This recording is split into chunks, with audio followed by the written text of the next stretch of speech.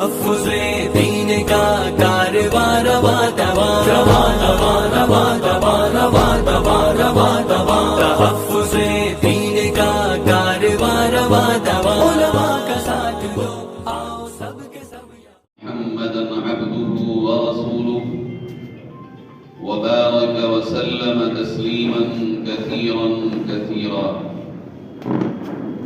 أما بعد فأعوذ بالله من الشيطان الرجيم بسم الله الرحمن الرحيم إنما يعمر مساجد الله من آمن بالله واليوم الآخر إلى آخر الآية صدق الله مولانا العظيم اللهم صل على سيدنا ومولانا محمد وبارك وسلم كما تحب وترضى عدد ما تحب وترضى جناب صدر انتہائی معزز علماء کرام جے پور کے تمام مساجد کے ذمہ داران حضرات ملت کے درد مند فکر مند حضرات واقعتاً سچائی یہی ہے کہ اس وقت اس اجلاس میں شریک ہو کر میں خود کو بھی سعادت مند محسوس کر رہا ہوں۔ یہ اجلاس جس میں آپ حضرات جمع ہیں،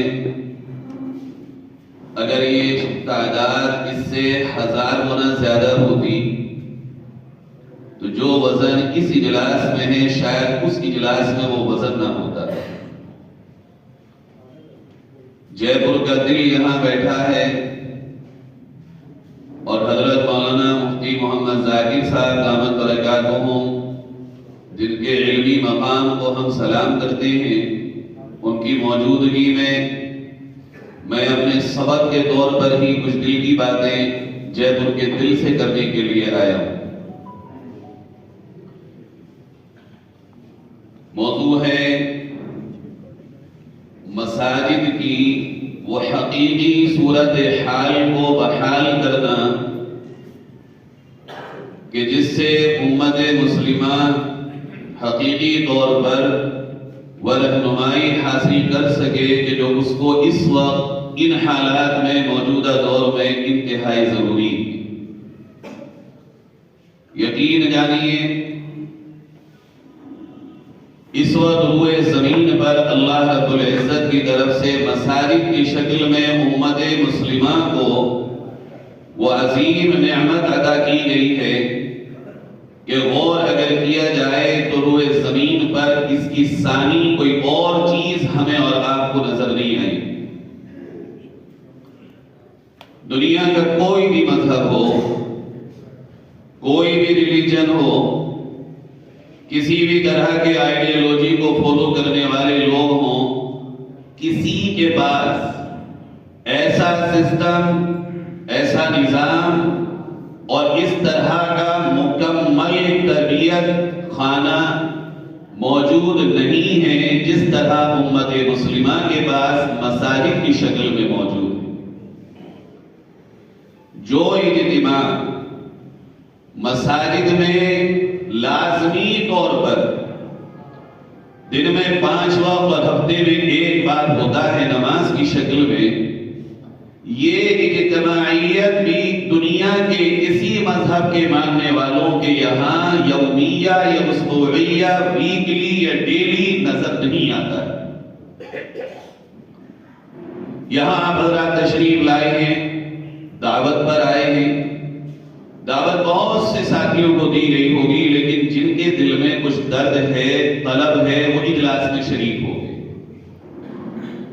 مسجد اللہ رب العزت کی طرف سے وہ تحفہ ہے کہ بے طلب بھی اللہ کے گھر میں کم سے کم ویکلی جمعے کے دن آ ہی جاتا ہے۔ اگر صحیح معنی میں مسجد کا وہ رخ ہو جائے جو اللہ کے نبی صلی اللہ علیہ وسلم نے ابتدائی دور میں ہمیں عطا کیا، تو کوئی بعید نہیں ہے کہ ماحول پھر وہی واپس آ جائے کہ لوگ ہم سے آ کر کے یہ معلوم کریں کہ آپ کون سی ایسی سوچ ہے جس کو فالو کرتے ہیں پلیز ہمیں بھی وہ بتائیں. ایک دور تھا اور آج بھی ہم اللہ کی ناشکری نہیں کریں گے. ابھی الحمدللہ ثم الحمدللہ ہمارے پاس مواقع موجود ہیں، مواقع ختم نہیں ہوئے. اللہ رب العزت کی طرف سے ابھی ہمارے لیے فیصلہ کن کوئی کھڑی نہیں ہے کہ اب ہم چل نہیں سکتے، اب ہم کام نہیں کر سکتے.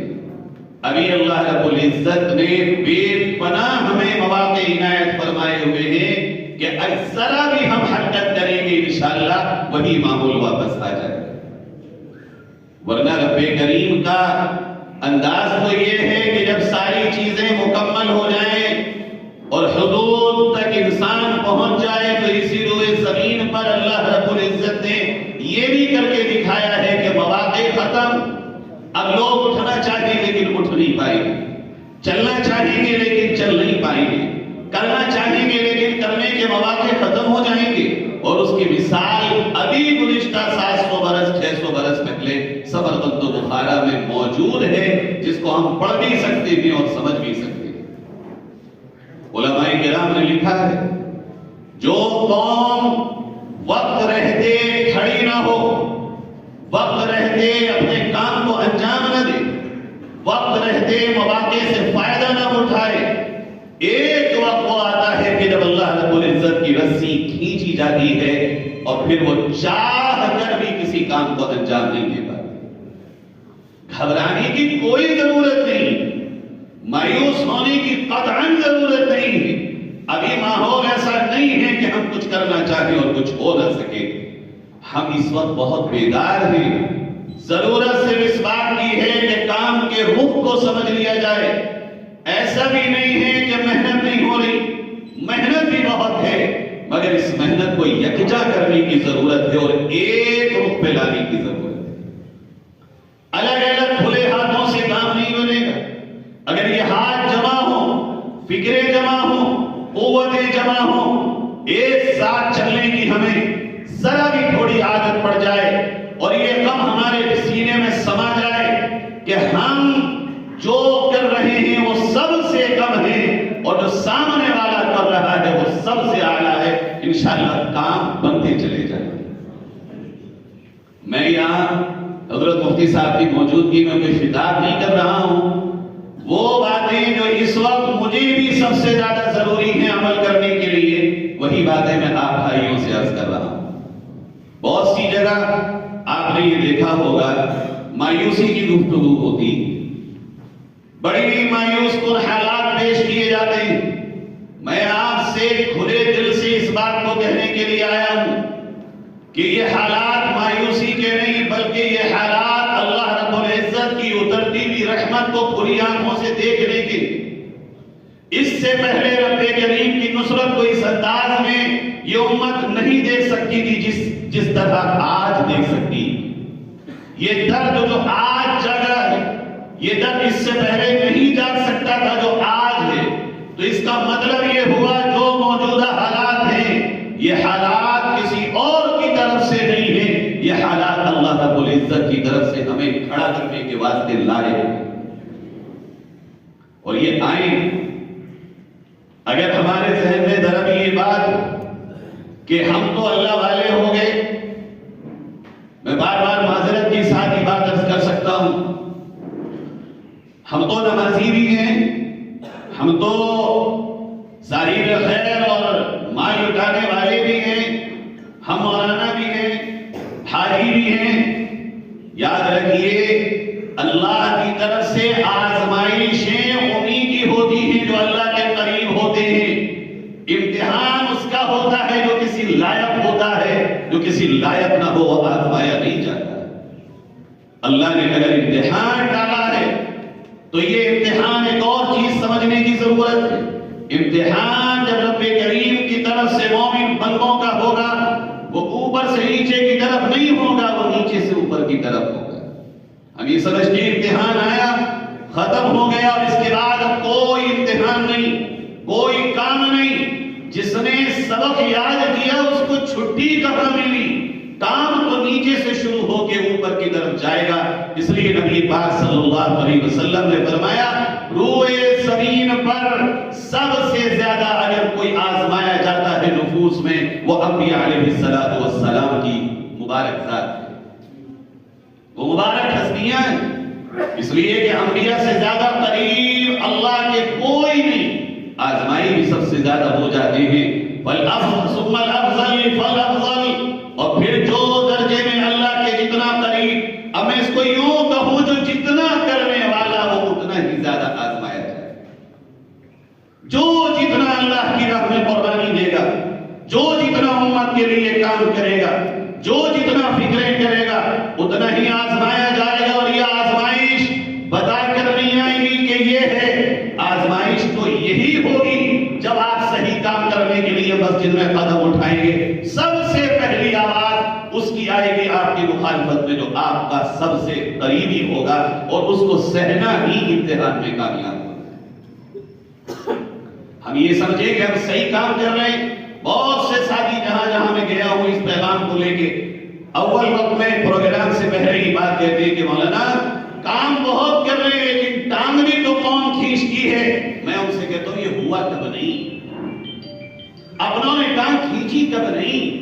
تان و تشریح اپنوں نے کی کب نہیں. گزشتہ انبیاء علیہ السلام کے دور میں، نبی صلی اللہ علیہ وسلم کے دور میں سب سے پہلا مخالف آقا علیہ السلام کا کون تھا؟ خاندان سے تھا، خونی رشتہ دار تھا، قبیلے سے تھا. یاد رکھیے ڈھیلے ہمیشہ اس پیڑ پہ آتے ہیں جس پہ پھل ہوں. سوکھے پیڑوں پہ کوئی نشانے نہیں لگاتا. اچھا جب ہم کام کریں گے کوئی بھی سرٹیفکیٹ ایسے مل جائے گا بغیر چیک کی. اول مرحلے میں بھائیوں بزرگوں میرے ذمہ دار ساتھیوں اس بات کے لیے آمادہ ہونا پڑے گا کہ ہم کام کریں گے تو چاروں طرف سے ہم پہ لان تان تشریح تنقیدات اور کمنٹس اور طرح طرح کی باتیں کسی جائیں گی. اگر ان باتوں کو سہنے کی ہمت کر لیں اور ارادہ کر لیں تو انشاءاللہ ہمالیہ پہاڑ بھی آپ کا راستہ روک نہیں پائے. ہم کمزور پڑتے ہیں صرف اس لیے، اور اس میں ایک بات میں اور جوڑتا ہوں، کمزور ہم اس لیے پڑتے ہیں کام کرتے وقت ہمارا نگاہ کا جو زاویہ ہے وہ اللہ رب العزت کی طرف شاید کم ہوتا ہے. اگر 100% زاویہ اللہ کی طرف ہو، نگاہ اللہ کو راضی کرنے کے لیے ہو، پھر بندے کو نہ کسی سے طلب خواہش اس بات کی کہ وہ تعریف کرے، نہ اسے اس بات کا غم کہ اس پہ کوئی انگلی اٹھائے. صحیح بات ہے تو مان لیتا ہے، اور اگر وہ غلط بات ہے تو نظر انداز کر دیتا ہے. یہ کام آج مساجد کے ذمہ داروں کے لیے بہت اہم ہوا. جب آپ اٹھیں گے اس اجلاس کے بعد کام کرنے کے لیے، کھا لیا، ہڑپ لیا، بے ایمانی کر لی، گھوٹالہ کر لیا، منمانی کر لی، یہ تو یہ ہوا، یہ ہوا، لیکن یاد رکھیے اگر آپ سچے ہیں تو گھبرانے کی قطعاً ضرورت نہیں ہے. ایک وقت آئے گا کہ شرمندہ کہنے والا ہوگا، اور اللہ دنیا اور آخرت دونوں میں سرخرخ آپ کو کرے.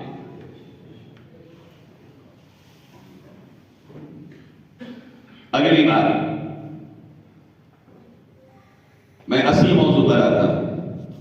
ہمارا کمیٹیوں کا واسطہ سب سے زیادہ پڑتا ہے ائمہ کرام سے، اور باتیں ہیں کچھ دل کی اور دل تک پہنچانے کی.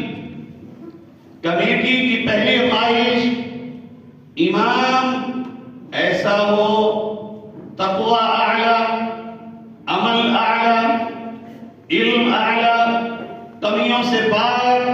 اور جہاں ذرا امام کے اندر کوئی کمی، کوئی نقص، کوئی ذرا بھی کوتاہی ہوئی، ہم یہ سمجھتے ہیں کہ یہ امام اب ناقابل معافی ہے. بلکہ میں یوں کہوں کہ دودھ کے دھلے ہوئے ائمہ کی ہمیں تلاش ہے. یاد رکھیے معصوم فقط انبیاء ہیں دنیا میں ان کے بعد، اور آج آپ کو کمیوں سے پاک کوئی مل نہیں پائے گا. تلاش اگر کمیوں سے پاک کی ہے تو آسمان پہ فرشتے مل سکتے ہیں، زمین پہ انسان نہیں ملے. پہلا کام کسی بھی عالم سے اور امام سے جب ہم تعلق قائم کرتے ہیں، ہم اپنے دماغ میں پکچر کریٹ کرتے ہیں جناب وہ پکچر کیا ہے؟ ان سے کوئی خطا نہیں ہو سکتی، کوئی کمی نہیں ہو سکتی، اور جب ہو جائے ہائے اللہ اللہ، مولانا نے ایسا کر دیا، امام نے ایسا کر دیا، رب اللہ یہ کیا کیا انہوں نے؟ بھائی جیسے ایک عام انسان خطا کر سکتا ہے، عام کی خطا عام، خاص کی خطا خاص، اور جیسے رب غفور ہے عام کے لیے ویسے ہی ہے خاص کے لیے اگر رجوع کر لے۔ یہ پکچر جو ہم بنا لیتے ہیں، لوگ کہتے ہیں کیا کریں، آج کے دور کے امام ہی ایسے ہو گئے، علماء ہی ایسے ہو گئے، اس نے یہ کر دیا، اس نے یہ کر دیا، کرے گا۔ میں اپنے یہاں جب خاص میٹنگ کرتا ہوں سب سے پہلے اپنے ساتھیوں سے یہ بات کہتا ہوں، یہ یقین کر لو کہ ہم سے غلطیاں ہوں گی، 100% ہوں گی، اور اگر یہ سمجھتے ہو نہیں ہوں گی تو یہ غلط ہے، اور اگر ہم دعویٰ کریں تو ہمارا دعویٰ باقی۔ اگر یہ بات اور کلیئر ہو جائے کہ خطائیں انہی سے ہوں گی، انہی سے غلطیاں بھی ہوں گی، سمجھنے میں، سمجھانے میں، بولنے میں، بلوانے میں، نماز کے وقت میں، کام کے کرنے میں، تو بہت آسان ہے۔ پھر امام کا اور کمیٹی کا باہمی رب انشاءاللہ جب تک چلے گا جب تک یہ دونوں حضرات چاہیے۔ اور خدا نہ خواستہ اگر کبھی امام کو جانا پڑا یا آپ کو امام کو بھیجنا پڑا، ایک ذرے کے برابر دلوں میں کبھی فرق نہیں آئے گا۔ اس غلط پکچر کو کریٹ کرنے کا نتیجہ یہ ہے، جس مسجد سے امام جاتا ہے اس مسجد کے نہ جانے کتنے لوگوں کی طرف سے اپنے دل میں وہ الگ الگ خیالات لے کے جاتا ہے، اور مسجد میں دو پارٹیاں ہوتی ہیں، ایک امام کے حق میں، ایک امام کی مخالفت میں، اور اس کی وجہ یہ ہوتی ہے ایک نے سمجھا ہوتا اور ایک نے نہیں سمجھا ہوتا۔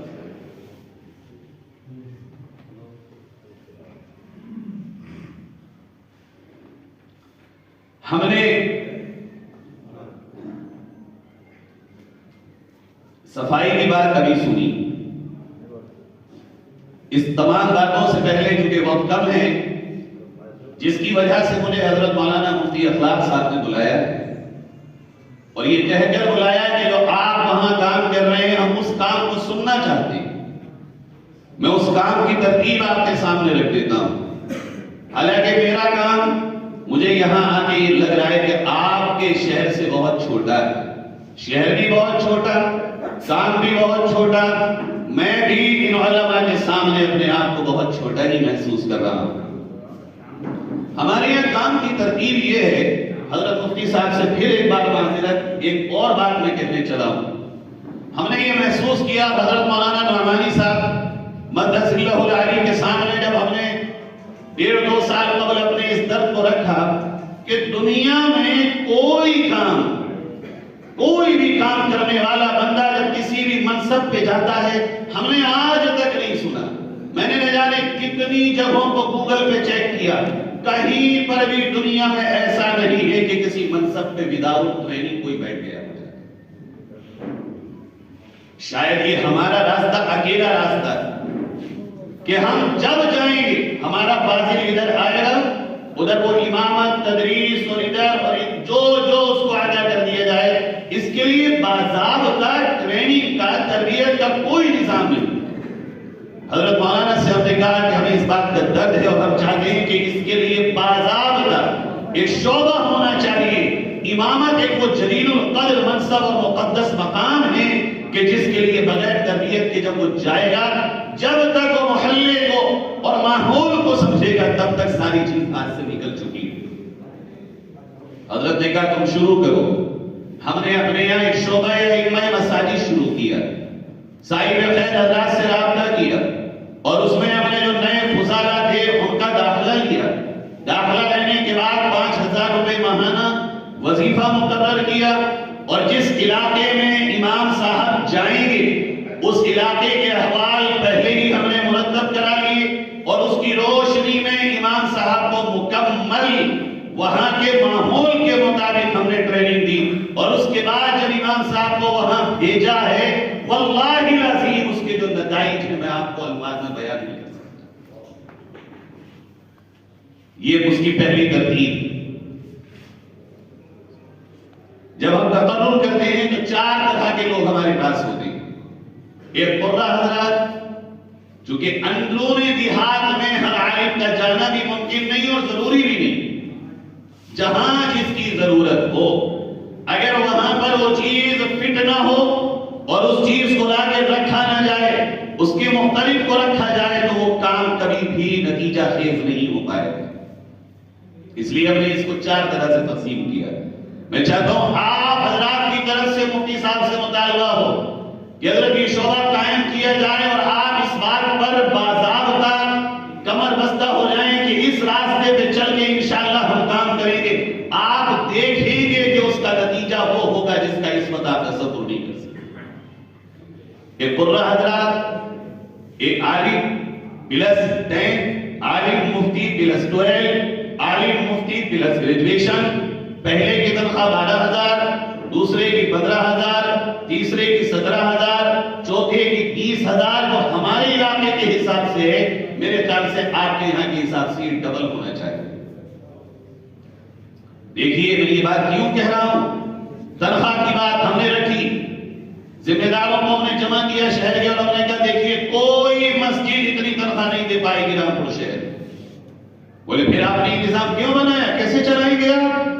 ہم نے کہا اس کا طریقہ یہ ہے کہ آپ حضرات جتنے آئے ہیں، صاحب خیر حضرات، آپ بہت تعاون کرتے ہوں گے قوم کا، بہت پیسہ آپ قوم کے نام پہ خرچ کرتے ہوں گے، لیکن آپ ہم سے ایک کمٹمنٹ کر لیجئے کہ آپ میں سے ہر آدمی ایک مسجد کو گود لے لے، ایڈاپٹ کر لے، جو تنخواہ وہاں نکل پائے۔ ابھی چونکہ ماحول نہیں بنا، ابھی ایٹماسفیئر نہیں بنا، اس لیے ہم ان پہ مالی بوجھ نہیں ڈالیں گے۔ آپ ہمارے ساتھ 5 سال کا معاہدہ کیجئے، انشاءاللہ 5 سال میں ہمیں یقین ہے کہ ماحول جب بن کے آئے گا، یہ مسجد اور اس کے رہنے والے خود تو نکالیں گے، لیکن کسی ایک اور مسجد کو بھی گود دیں۔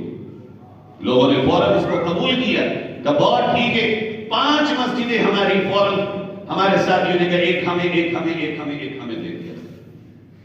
2 اس میں وہ گئی جو بہت اپ گریڈ کے علماء، 2 درمیانی درجے کی، اور ایک ہم نے دیہات کی مسجد دی۔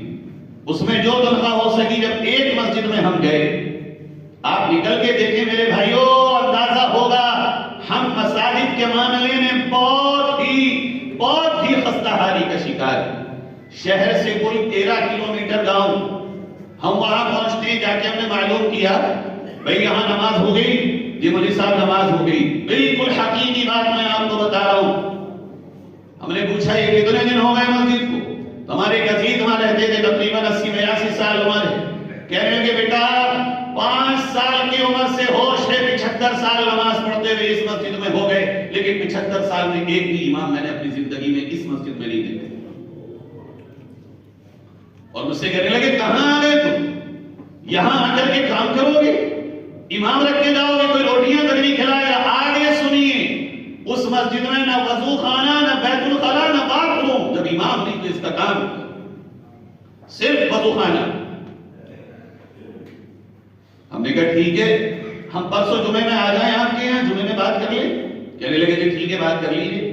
جمعے میں بات کی اور پورا ان کو مسجد کی اہمیت جب سمجھائی، بالکل اس طرح کے لوگ تھے کہ آپ اپنے آپ کو اگر رکھیں گے تو کئی 100 سال کا فاصلہ نہ نکلے۔ 21 لوگ تیار ہوئے، 200 روپے ممبر، اور سب نے یہ طے کیا کہ ہم امام کو کھانا کھلائیں گے، مولانا امام بھیجو۔ 4200 روپے وہاں ممبرشپ فوراً تیار ہوئی، 10,000 12,000 روپے کا امام ہم نے اگلے دن سے رکھا۔ آج الحمدللہ کچھ 6 ماہ ہوئے ہیں، تقریباً 50-55 بچے تعلیم حاصل کر رہے ہیں۔ پوری مسجد اندر کی صبح فجر میں بھرنا شروع ہو گئی، جہاں 3 آدمی ہوا کرتے۔ یہ ہے اس کی برکت۔ اب وہ مسجدیں، یہ نظام ہے ہمارا کہ اگر مسجد اپنے آپ میں خستہ حالی کا شکار ہے تو امت میں یہ دونوں طبقے ہیں، اگر کمزور ہیں تو طاقتور اور سرمایہ دار بھی ہیں۔ سرمایہ داروں کو چاہیے کہ وہ اس طرف ہاتھ آگے بڑھائیں۔ جب تک امام فری مائنڈ نہیں ہوگا، امام خالی ذہن ہو کر مسجد میں کام نہیں کرے گا، یقین کر لیجئے اس وقت تک مسجد میں رزلٹ وہ نہیں آئے گا جس کے لیے ہم اور آپ آج بیٹھے۔ ہم نے شہر میں جن مسجدوں میں کام شروع کیا، وہاں کے لیے ہم نے یہ ترتیب بنائی کہ جب امام آئیں گے فیملی کوارٹر ان کو دیا جائے۔ 100% یہ مسجد کے امام مدرسہ اگر یہ پڑھانا چاہتے ہیں 2 سے 3 گھنٹے مدرسہ پڑھا لیں. مدرسہ پڑھانے کے ساتھ ساتھ بقیہ سارا وقت یہ مسجد میں دیں. مسجد میں جب یہ رہیں گے تو چند کام ان کے ذمہ ہم نے لگائے. پہلا کام یہ کہ یومیہ وقت لے کر ایک مقتدی سے ملاقات کریں گے آدھا گھنٹہ. وقت لے کر کے آپ فری کب ہوں گے؟ اگر آپ کل ہوں، پرسوں، اس کے بعد جو وقت وہ دے گا وہ اپنی ڈائری میں نوٹ کریں گے. ایک دن پہلے ریمائنڈ کرائیں گے اور آدھا گھنٹہ یومیہ 1 مہینے تک روزانہ ایک ملاقات. اور بات فقط اتنی، امتی میں بھی ہوں، امتی رسول کے آپ بھی ہیں. تقاضے کچھ مجھ پر بھی ہیں، تقاضے کچھ آپ پر بھی ہیں. کرنا کچھ مجھے بھی ہے، کرنا کچھ آپ کو بھی ہے. بس فکر کو بیدار اس کو کرنا ہے. ایک ملاقات 1 مہینے تک. اگلے مہینہ جب شروع ہوگا تو ملاقاتیں 2. ایک ریپیٹ ملاقات جن سے ہم نے ڈے 1 پہ کی تھی، اور ایک نئی ملاقات ڈے 1 پہ ہم نے جن سے ملاقات کی تھی. آپ کو تعجب ہوگا ہمارے مقابل میں جو تنظیم کام کرتی ہیں، جو بھی آرگنائزیشنز کام کرتے ہیں، ان کے پاس ایک گلی کا ڈیٹا موجود ہے. میں پورا سروے کر چکا ہوں، یہاں تک کہ ان کے پاس پنا پرمکھ تک موجود ہے. آپ سمجھتے ہوں گے میں کس کو کہہ رہا ہوں؟ پنے کا مطلب پیج. ایک پیج پر اگر 20 نام ہیں، 20 ناموں پر ایک پرمکھ موجود ہے. یہ 20 ناموں کا پرمکھ ہے.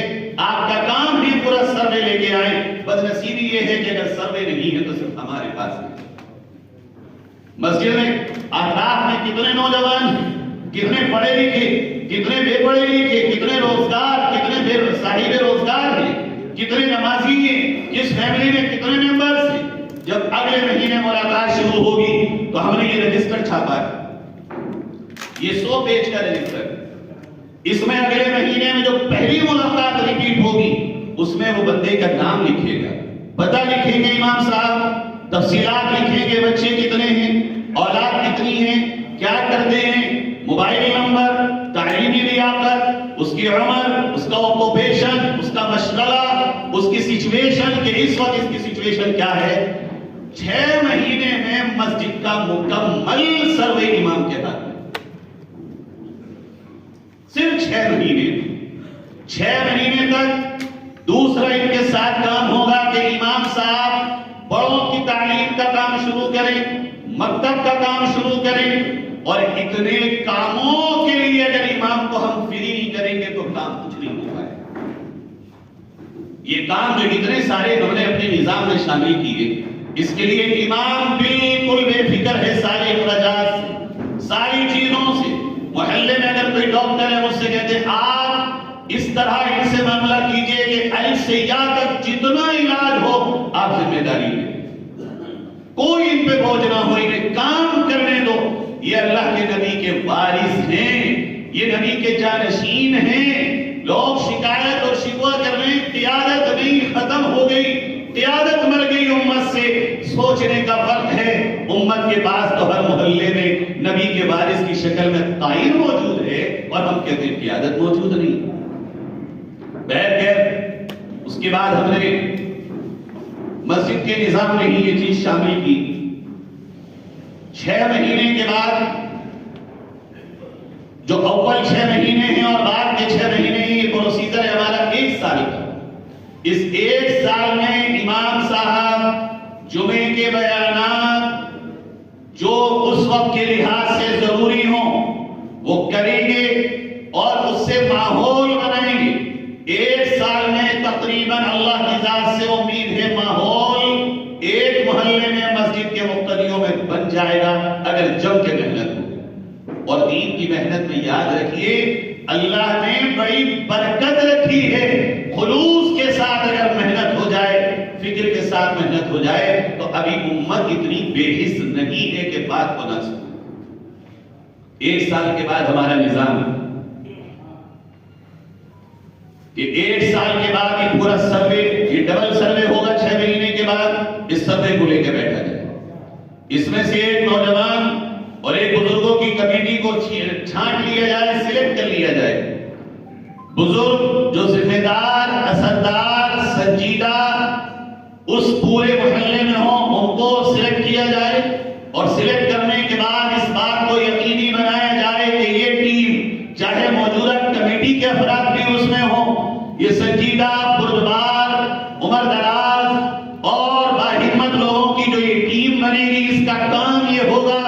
کہ اس محلے کا جو مسجد سے ملحق تمام بیوت اور گھر ہیں، ایک کیس بھی تھانے اور کچہری نہیں جائے،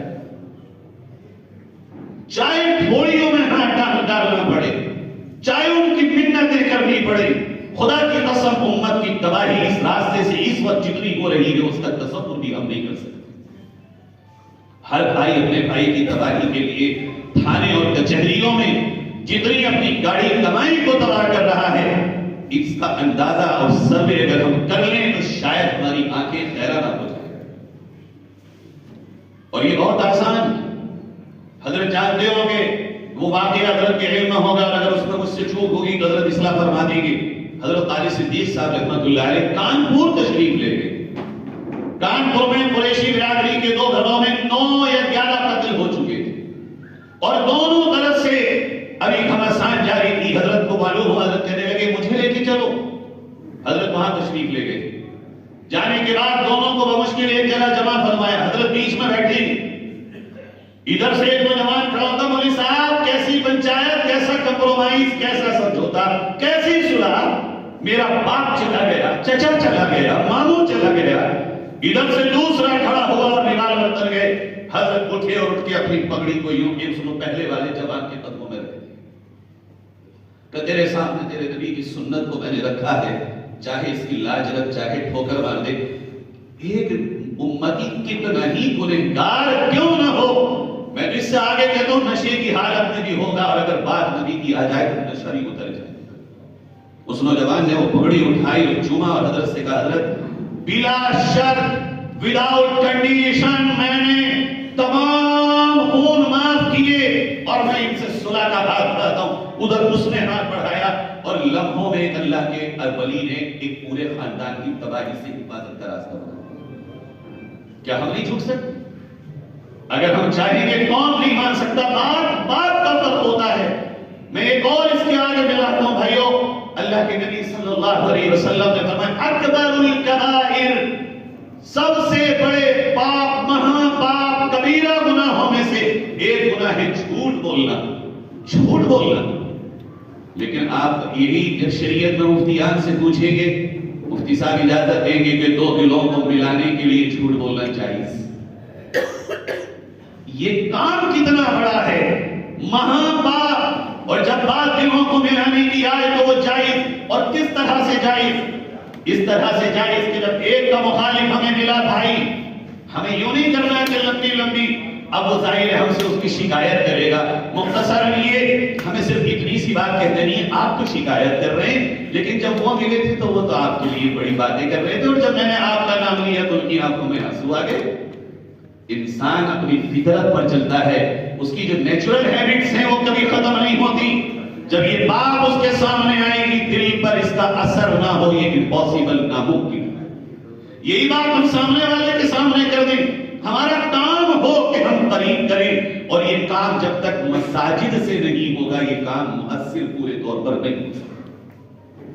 اس لیے ہم نے کہا کہ مساجد میں صلح کمیٹی ہو، اور وہاں امام یہ ذہن بنائیں گے کہ دیکھو جو یہاں کام کو لے کے آئے گا، یہاں جس کے حق میں فیصلہ ہو وہ بھی کامیاب، اور جس کے حق میں نہ ہو وہ بھی کامیاب، چونکہ دونوں ہی اللہ کو راضی کرنے آئے۔ دوسری نوجوانوں کو چھانٹا جائے گا جو اس طرح کے ذہن والے ہوں، اور ان کو چھانٹ کے ایک کمیٹی بنائی جائے گی جو ہم نے بنائی ہے بھی۔ اس کمیٹی کا کام یہ ہوگا کہ وہ صرف اپنے محلے میں یہ غور کریں، محنت کریں کہ اس محلے میں کوئی رات کو بھوکا نہ سو جائے، کوئی بچہ پیسے کے بغیر تعلیم سے، چاہے وہ کالج اور اسکول کی ہو، چاہے وہ مدرسے اور دینیات کی ہو، پیسوں کی اور غربت کی وجہ سے محروم نہ رہ جائے۔ یہ نوجوانوں کا کام ہے۔ نمبر 2، نوجوانوں کا کام ہے کہ کوئی بیمار پیسے کے قلت کی وجہ سے اور پریشانی کی وجہ سے علاج سے محروم ہو کے دم نہ توڑ دے۔ یہ فکر جب ہم نے نوجوانوں کو دی ہے، میں اس مہینے کی آپ کو رپورٹ بتا رہا ہوں اور میرے پاس واٹس ایپ پہ ابھی موجود ہے، ایک محلے میں بے حسی کا یہ عالم کہ اس محلے کی ایک بیوہ خاتون اتنی بیمار ہوئی کہ وہ پاگل ہو گئی۔ اس کو ابھی پچھلے ہفتے ان نوجوانوں نے اس محلے کے لے جا کے ایڈمٹ کیا۔ رات میرے پاس اس پورے فوٹوگراف جو انہوں نے بھیجے ہیں پہلے کے اور اب کے، سجدہ شکر ادا کرنے میں بندہ مجبور نہ ہو جائے۔ ڈاکٹرز ان نوجوانوں کے ساتھ کوپریٹ کرنے لگے، فون کرنے لگے، کیس ہمارے پاس لے کے آنا، ہم بھی تو جنت کے متلاشی ہیں، ہمیں بھی یہ کام چاہیے۔ ان نوجوانوں نے اس کام کو شروع کیا، اس کے لیے نوجوانوں کو مال کی ضرورت، اس کے لیے ہم نے ایک نیا کام شروع کیا، باکس بنوائے اور باکس میں مسجد کا نام لگایا گیا، اور یہ کوئی نئی کمیٹی، نئی تنظیم کچھ نہیں، جو کچھ ہے اللہ کے گھر سے، ہر گھر میں ایک باکس رکھ دیا گیا، ہر مہینے خواتین کا ایک اجتماع رکھ دیا گیا مسجد سے ملحق، اب خواتین اور بہنوں کے ذہن کو بنانے کے لیے۔ نتیجہ یہ ہے ہر گھر سے ماہانہ 800 روپے، 1000 روپے، 500 روپے نکلنا شروع ہو جاتے ہیں۔ اگر 10 روپے بھی کوئی کم سے کم بہن اپنے ہاتھ سے صدقے کے طور پہ اس میں ڈالے گی، 300 روپے تو لازماً نکلے گی۔ بچوں کو ہم نے ذہن بنانا وہاں شروع کیا۔ آپ کو اگر بابا چیز کے لیے، انجوائے کے لیے آپ کو آپ کی پاکٹ منی کے طور پر پیسہ دے دیں، 2 روپے 5 روپے آپ بھی ڈالیں، گھروں میں ماحول بننا شروع ہوا۔ نتیجہ یہ ہے کہ پورے محلے الحمدللہ غریب سے غریب بھی خود کفیل ہوئے۔ ایک اور میں بات کہوں جو ہم نے وہاں شروع کی، وہ یہ کہ عام طور پہ آپ کے سامنے بھی آتا ہوگا، ہمارے سرمایہ داروں کا ایک بڑا شوق، سرمایہ داروں کو بڑا شوق ہے تعاون کرنے کا، اور ہونا بھی چاہیے، لیکن یہ نظام تعاون مجھ حقیر کی نظر میں نہ پائیدار ہے، بلکہ میں یوں کہوں جو موجودہ ہمارا نظام کے تعاون کا وہ قوم کو بھکاری بنانے کی طرف لے کے جا رہا ہے۔ ہم بیٹھے غریب آ رہا ہے اور ہم اس کا تعاون کر رہے ہیں، اور ہمیں بڑی لذت آ رہی ہے کہ وہ ہمارے یہاں لائن لگا کر کے پیسہ لے رہا ہے۔ میں نے اپنے یہاں چند مسجد کے ہی ذمہ داروں کو جمع کیا اور اپنے چند رشتہ داروں کو بلایا، تاکہ نوجوان غریبوں کی مدد کا کام کرتے ہیں اپنے اپنے محلے میں۔ آپ کو یہ بھر کے بورے راشن کے اور پیسوں کے اور یہ تمام بھجوا رہے ہیں، میری نظر میں قوم کا بھلا نہیں، آپ قوم کا اس معنی کر نقصان کر رہے ہیں کہ اگر لانگ لائن یہ راستہ چلتا رہا تو قوم میں نکما من پیدا ہو جائے۔ انہیں بڑا برا لگا، کہنے لگے آپ کیسی باتیں کر رہے ہیں، اٹپٹی باتیں ہیں یہ۔ میں نے کہا میری بات تو سن لی پوری، جو نظام میں آپ کے سامنے رکھ رہا ہوں پسند آئے لے لینا، نہیں آئے تو اپنے راستے پہ چلنا۔ میں آپ کو مجبور کرنا کر رہا ہوں کہ آپ میری بات کو تسلیم کر لیں۔ میرے پاس کوئی ایسی اتھارٹی کہاں ہے جو میں آپ کو زبردستی منوا سکوں؟ خیر بڑے مشکل سے وہ راضی ہوئے، ورنہ وہ کھڑ گئے شروع۔ جب میں نے ان کو کہا کہ دیکھیے اسلام سے زیادہ غربت کے خاتمے پہ کوئی مذہب زور نہیں دیتا۔ آپ کے ذہن میں غریبوں کی مدد کا تو زاویہ ہے، یہ تو فوکس ہے کہ غریب کی مدد ہو، لیکن یہ آپ کے ذہن میں کوئی پلان کیوں نہیں ہے کہ غربت کا اس کے گھر سے خاتمہ؟ کہنے لگے وہ کیا ہے؟ میں نے کہا بہت آسان ہے، یہ جو ہماری نوجوانوں کی ٹیم ہے یہ سروے کر کے آپ کو دے گی، جس گھر میں کوئی بیوہ اپنے بچوں کو پال رہی ہو، یا کوئی مجبور انسان ہو اور اس کے بچے ہوں، یا کسی بھی طرح سے حالات کا مارا ہو، 5 سال سے 10 سال تک کی عمر کے جو بچے آپ کو ملیں، آپ اس کو اسکول یا مدرسے میں داخل کرا دیجئے اور لائف ٹائم ان کو پڑھنے کا وعدہ کر لیجئے۔ اللہ اگر آپ کو ہمت دے اور ہمت نہ ٹوٹے تو ان کی تعلیم کا بیڑا اٹھا دیجئے۔ کہا ٹھیک ہے یہ تو ہم کر سکتے ہیں، لیکن بس یہ کافی ہے۔ اس کے بعد اگر کوئی نوجوان 20 سال سے اوپر کی عمر کا ہے، آپ فوراً اس کا پاسپورٹ بنوائیے اور دھکے مت کھلوائیے، یہاں پاسپورٹ بنوا کے اس کو کسی بھی کھاڑی کے دیش میں بھیج دیجئے۔ اگر پتھر بھی توڑے گا تو 12 ریال گھنٹہ اس کو ملے گا۔ 12 ریال میں ہم کہتے ہیں چلو 12 ریال نہ صحیح، 10 ریال بھی اگر روز کا ملا، 300 ریال اس کے مہینے کے ہو گئے، زیادہ ہو گئے، 30 سے 35 ہزار روپے مہینہ یہ بچہ کما کے گھر کو دے دیتا۔ الحمدللہ 5 ہمارے محبین میں سے اس بات میں تیار ہوئے۔ 2 سالوں میں 29 نوجوانوں کو ہم نے بھیجا، ان میں سے 17 نوجوان وہ ہیں جو آج پورے گھر کے اپنے چھوٹے بھائی بھتیجوں کو پڑھا رہے ہیں مکمل فیس کے ساتھ۔ بقیہ نوجوانوں میں 12 میں سے 9 نے اپنی بہنوں کی شادی کی اور گھر بنا دیے۔ اور یاد رکھیے ایک گھر سے غربت کا خاتمہ ایک گھر سے نہیں ہوتا، ایک نسل سے ہوتا ہے۔ فکر کی یہ ضرورت ہے، اس گھر میں جو بچیاں ہیں ان کو لڑکیوں کے اسکول اور مدرسوں میں بھیجا جائے، بھیجا گیا۔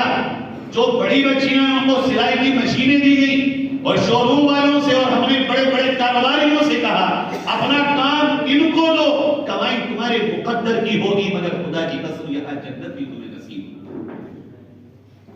جو نوجوان 10 سے اور 20 سال کی ایج میں ہم نے ان کے لیے کہا کہ ٹیوشن لگائیے قرآن کی اور ان کی ماڈرن ایجوکیشن کی 2 گھنٹے کی بس، باقی ان کو ہنر سکھائیے، ان کو کچھ نہ کچھ روزگار کا ذریعہ دیجیے، اور یہ بھی ان کو معلوم ہو کہ میرا تعاون فقط مسجد کی برکت سے ہو رہا ہے، ہم چاہتے ہیں کہ کسی بندے سے نہ جڑو، اس تمام قوم کو اللہ کے گھر سے جوڑو۔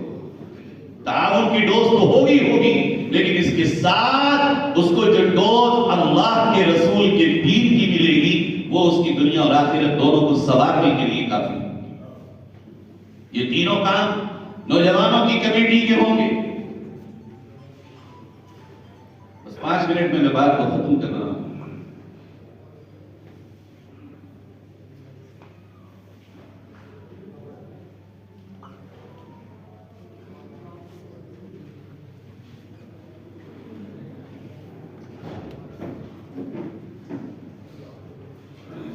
جو مساجد کا نظام ہے، بس 2 باتیں اور مزید کہہ کے میں بات کو ختم کر رہا ہوں۔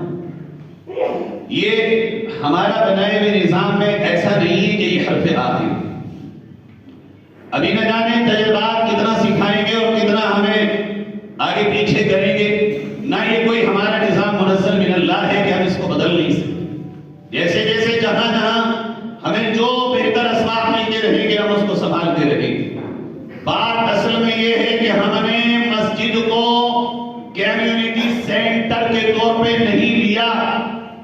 ہائی وے کی جو مساجد ہوتی ہیں، جیسا ہمارے بہت ہی عزیز نعیم بھائی نے کہا، جے پور میں پہلی دفعہ جب کسی سے ملاقات ہوئی تھی تو ان سے ہوئی تھی، اور اب بھی ان کے یہاں میں آ کر رکا، اللہ ان کو جزائے خیر دے۔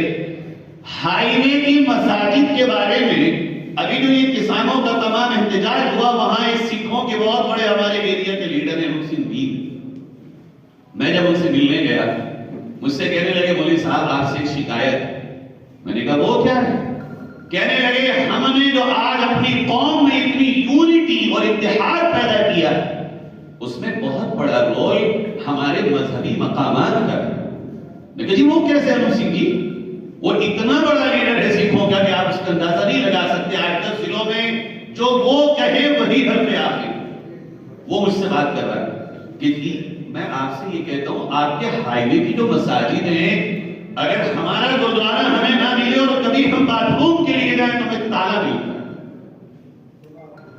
ہم نے جو سنا ہے آپ کے پروفیٹ محمد صلی اللہ علیہ وسلم کے بارے میں، وہ تو ایسے نہیں تھے، ان کی مسجد تو ایسی نہیں تھی، اور وہ مجھے واقعہ سنا تھا۔ کتنا مطالعہ اس کا ہوگا؟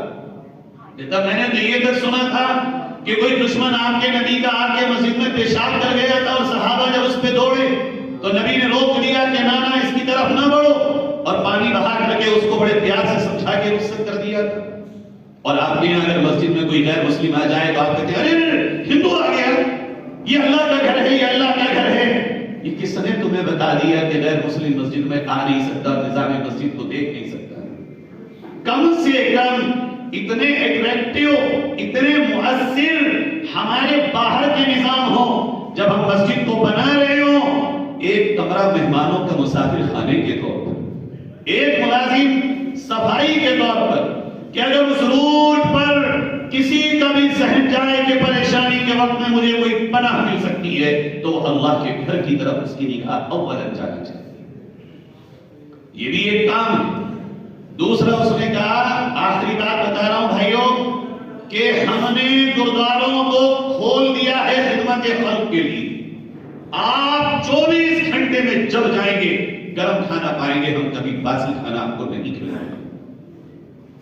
بات تو ٹھیک ہے، یہ تجربہ تو ہمارا بھی ہے سفر میں ہے۔ امیر جی کہنے لگے ہم یہ چاہتے ہیں کہ اس ملک میں آپ کی بقا اسی وقت 100% صحیح معنی میں ہو پائے گی جب آپ اللہ کے گھر میں ایک حصہ اس کا رکھیں، تاکہ وہ بندہ جو اس راہ سے گزر رہا ہو، کبھی اگر اس کو ضرورت پڑے تو وہاں یہ سہولیات فراہم ہو، پھر وہ آپ سے کچھ گیٹ ٹوگیدر کرے، آپ سے کچھ ہم کلام ہو، وہ کچھ سمجھے۔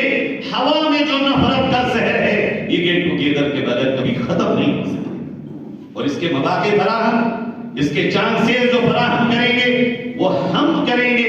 یہی چند باتیں تھی، باتیں بہت ساری ہیں جو میں نے نوٹ کی ہیں، یہی چند باتیں تھی جو آپ کے سامنے عرض کرنی ہے. اللہ کرے جے پور ایک مثالی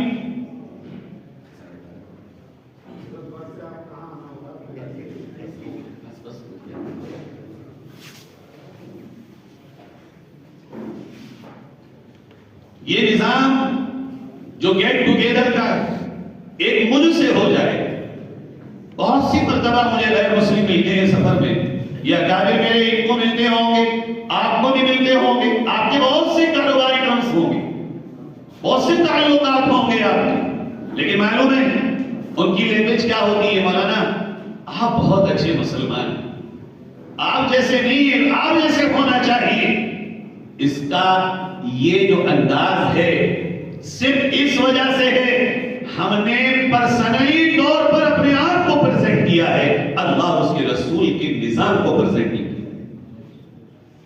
اگر ہم اپنی ذاتیات کو پیچھے کریں، اپنی پرسنالٹی کو پیچھے کریں، نظام خداوندی کو ہم آگے کریں، اور وہ سسٹم جو اللہ کے دین کا ہے وہ اس کمیونٹی سینٹر سے وہاں تک پہنچائیں گے انشاءاللہ. اس کی سوچ جو آج میرے لیے آپ میں سے بہت سو کے لیے بنی ہے وہ پورے نظام اسلام کے لیے بنی. ارے جب ہم اسلام کے فالو کرنے والے ہیں اور ہمارے لیے سوچ بن سکتی ہے تو رسول اکرم صلی اللہ علیہ وسلم کے تو پیروں کی دھول بھی نہیں. اسی طرح جو بات میں نے شروع میں کہی تھی، مجھے بہت ہی بار اس وقت محسوس ہو رہا ہے، مفتی صاحب کا وقت جو ہے بالکل مجھے سننے نہیں ملے گا. میں چاہتا ہوں مفتی صاحب کی باتیں بھی میں سنوں، علمی مقام سے تو خوب واقف ہوں حضرت کے، اور 1 بجے تک کا غالباً آپ کا 1:30 بجے تک پروگرام ہے. اسی کے ساتھ مسجد اس کی حیثیت، اس کی تعمیر پہ جو خرچ ہوتا ہے ہمارا، ہم 1 فلور 2 فلور 3 فلور بناتے ہیں. آپ کی مسجد کیا 5 وقت میں پہلے فلور پہ بھی بھر پاتی؟ کیا جمعے میں سارے فلورز آپ کے فل ہو پاتے ہیں رمضان کے علاوہ؟ پرپس کیا ہے پھر اتنے فلورز بنانے کا؟ ہمارا یوز کیا ہے؟ خدا کی قسم اللہ تعالی یوز لیس کوئی چیز نہ حکم دیتا ہے کرنے کی، اور نہ ہی اللہ اپنے بندوں کی اس راہ پر دعوت دیتا ہے. یہ کیسے ہو سکتا ہے کہ ہم کسی کو بھی اس طرح بنا دیں کہ اس کا کوئی یوز نہ ہو؟ کرناٹک میں ہمارے مولانا صاحب انہوں نے ٹاپ فلور بنایا، ٹاپ فلور میں 3rd فلور ہے ان کا، اور وہاں پہلی منزل پہ مکتب، دوسری پہ مکتب، اور تیسری منزل پہ انہوں نے اس پورے ایریا کے بچوں کے لیے ٹیوشن سینٹر بنایا. کیوں؟ ٹیوشن تو پڑھانے ہی بہت اچھے CBSE بورڈ پیٹرن، اور جو اپنے کسی بھی پردیش اور راجیہ کے بورڈ ہوتے ہیں اس پیٹرن کے ٹیچرز کو رکھا، اور جہاں ٹیوشن سینٹرز میں جو کوچنگ کی فیس تھی اس سے ہاتھ رکھا.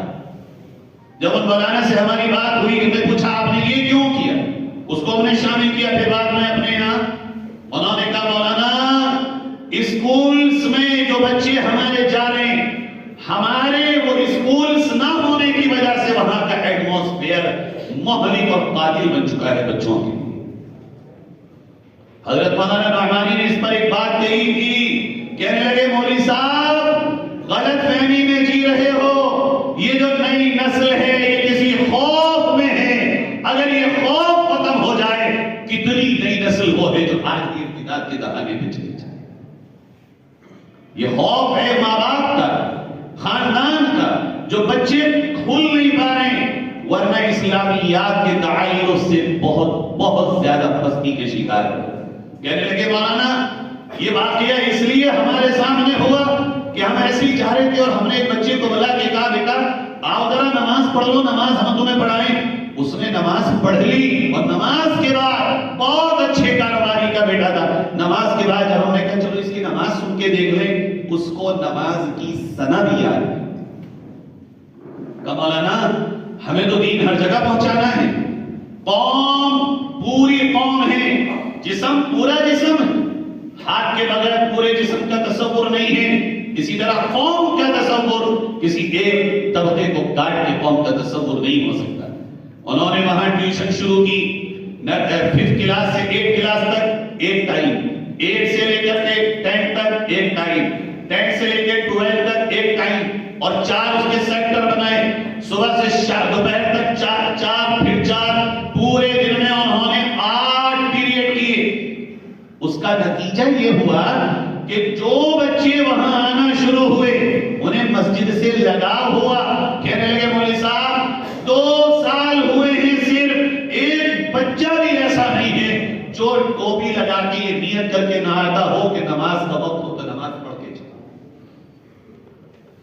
اور ان کے یہاں آپ نے نیٹ پہ دیکھا ہوگا، نہ ہو تو آپ دیکھئے گا ہندوستان کی کسی مسجد سے ٹریننگ لے کر پہلا IAS آفیسر الحمدللہ لاسٹ ایئر میں مل چکا ہے۔ یہ ہے مسجد جہاں عبادت، جہاں دین، جہاں اللہ اس کے رسول کی شریعت، جہاں قرآن و سنت، جہاں ہمیں آخرت، جہاں ہمیں موت، قبر اور تمام مراحل سے آگہی ملتی ہے، اور جہاں ہماری رہنمائی ہوتی ہے، وہی یہ مسجد ہمیں دنیا میں ایک شعبے میں بھی رہنمائی نصیب کرتی ہے۔ خلافت راشدہ کے دور تک، بلکہ اور رات تک، امام اور خلیفہ الگ الگ نہیں ہوتا تھا، وہی امام، وہی لیڈر، وہی رہنما۔ اس لیے کہ جو آج کے ہم نے لیڈر بنائے ہیں، میں کسی کی مخالفت نہیں کر رہا ہوں، مگر انصاف صرف وہی کرے گا جو اللہ کے زیادہ قریب ہوگا، جسے کوئی طمع، کوئی ہرس، کوئی لالچ نہیں ہوگا، وہی بے باکی کے ساتھ انصاف کے فیصلے کرے گا۔ ہماری پنچایتیں کہاں ہوتی، ہمارے مسئلے حل کہاں ہوتے؟ وہاں کے جہاں خالصتاً حصول دنیا ہو، جہاں خالصتاً عہدے اور منصب کی چاہ اور طمع ہو، لالچ ہو اس بات کا کہ یہ میرا کتنا سپورٹر، کتنا معاون ہوگا، اور اسی کو دیکھ کے فیصلے ہوتے ہوں اور ہم اسی کے ساتھ کھڑے ہوتے ہوں۔ دھرتی پہ انصاف اللہ کے گھروں سے زندہ کیجئے، انشاءاللہ جس دھرتی پہ انصاف ہوگا، ظالم کا وجود اپنے آپ وہاں سے ختم ہوتا چلا جائے۔ اللہ رب العزت مجھے اور آپ کو کہنے کے مطابق عمل کی توفیق نصیب فرمائے۔ میں دل کی گہرائیوں سے مفتی اخلاق صاحب کا شکریہ ادا کرتا ہوں، حافظ منظور صاحب جن سے میری ملاقات سن 2009 میں ہوئی، اور الحمدللہ یہ اللہ کا کرنا، نہ جانے کتنے خلوص سے حافظ صاحب نے مجھ سے ملاقات بلا کر کے، ان کی دوست تھے انہوں نے کرائی تھی، کیا خلوص تھا، کیا اللہ کی طرف سے رضا کا معاملہ تھا کہ آج تک وہی چہرہ میرے دل میں تھا، اور دیکھتے ہی ملاقات میں وہ تمام باتیں تازہ ہو گئی۔ ان کی طویل عمر کے لیے دعا گو ہوں، اور سب سے زیادہ میں حضرت مولانا مفتی ذاکر صاحب دامت برکاتہ العالیہ کا شکریہ ادا کرتا ہوں کہ حضرت نے میری باتوں کو سنا، اور میں اصلاح کی امید کرتا ہوں، اور یہ جو تحفہ حضرت کا مجھے ملا اس کے لیے میں حضرت کا بے پناہ مشکور ہوں، اور یہ انشاءاللہ لے جا کر میں اپنے یہاں بھی تبارک کراؤں گا۔ آپ کو بھی یہ ہندی میں ملے گا، جو باتیں میں نے کہی ہیں، اللہ اکبر، حضرت مفتی صاحب نے 2019 میں سے اس میں زیادہ تر باتیں چھاپ دی ہیں، لکھ دی ہیں۔ یہ واقعی کمال مفتی صاحب کا، اللہ تعالیٰ ان سے ہم سب کو زیادہ سے زیادہ فیض حاصل کرنے کی توفیق نصیب فرمائے۔ نعیم بھائی کا شکریہ، آصف بھائی کا شکریہ، ان حضرات نے بڑی محبت کا ثبوت دیا۔ اللہ آپ کو جزائے خیر دے، آپ کا آنا قبول فرمائے۔ وآخر دعوانا ان الحمد للہ رب العالمین۔ السلام علیکم ورحمۃ اللہ وبرکاتہ۔